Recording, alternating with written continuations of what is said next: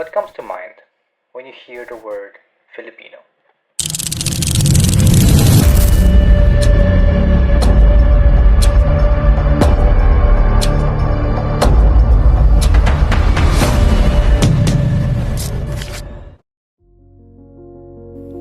For many people, it's hospitality, kindness, family.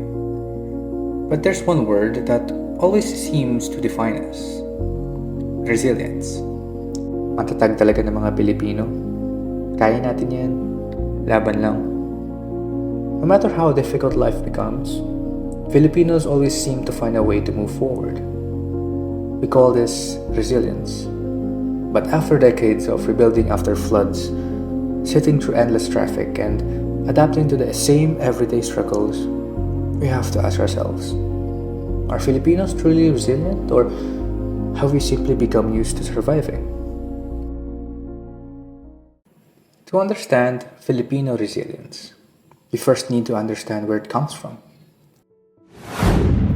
The Philippines sits along the Pacific Ring of Fire and within one of the world's busiest typhoon paths. Earthquakes, volcanic eruptions, and powerful storms have shaped our country's history for centuries. Because of these realities, Filipinos develop values that help communities survive. One of these is bayanihan, where neighbors come together to help one another without expecting anything in return. Another is diskarte, the creativity and resourcefulness to solve problems using whatever is available. Every day, people wake up before sunrise to work. Students continue chasing their dreams. Parents continue sacrificing for their families. Small businesses reopen after setbacks. Communities rebuilt after disasters. Perhaps resilience isn't simply about being strong. Perhaps it's about refusing to lose hope. And this resilience is real. When disaster strikes, communities don't wait to be told what to do. Neighbors carry furniture through flood waters. Volunteers prepare meals for strangers. Families rebuild homes together. But resilience isn't only seen during disasters. One of the most beautiful things about Filipino culture is our ability to find joy even in difficult times. We celebrate birthdays with simple meals. We laugh during brownouts. We make jokes in traffic. We sing karaoke after long days. Even when life isn't perfect, we choose gratitude over hopelessness. This spirit of cooperation and optimism reminds us that resilience is more than simply enduring hardship. It is compassion in action. It is choosing hope even when circumstances make it difficult. It is one of the qualities that define Filipino culture. But resilience also has another side. What happens when surviving becomes something society expects from us? Floods return every rainy season. Traffic consumes hours of our daily lives. Communities repeatedly rebuild the same homes after every disaster. We wait in long lines. We adjust to overcrowded transportation. We continue despite rising costs. Over time, these struggles begin to feel normal. People say, "Kaya mo yan. Sanayan lang. Ganito talagang buhay." Instead of asking why the same problems continue to happen, we focus on adapting to them. Resilience becomes our response.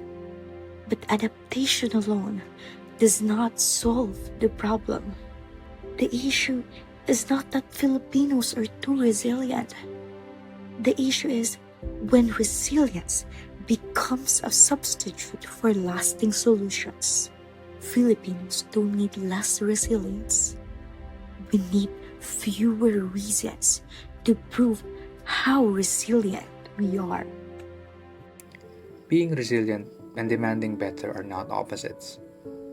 Helping one another will always be a part of who we are. Bayanihan should continue. Kindness should continue. Hope should continue. But resilience should never become an excuse for accepting preventable problems. Real resilience is not only rebuilding after every storm, it is also learning, improving, preparing, and creating a future where rebuilding becomes less necessary. A better system does not replace resilience. It allows resilience to become a foundation for progress instead of a response to constant hardship. Our strength should inspire progress, not replace it. Filipino resilience is something worth celebrating. It reflects our compassion, determination, and unwavering spirit. But perhaps the future we should strive for is in one where Filipinos become even more resilient. It's one where resilience is needed less often because our communities, institutions, and systems have become stronger. After all, a nation shouldn't be remembered only for how much its people can endure. It should also be remembered for how well it allows its people to live, grow, and thrive.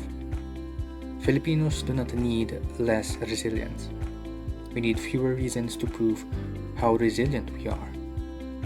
So the next time we celebrate Filipino resilience, maybe we should also ask ourselves, what kind of country are we building if resilience remains a daily requirement instead of an extraordinary strength? Thank you for watching.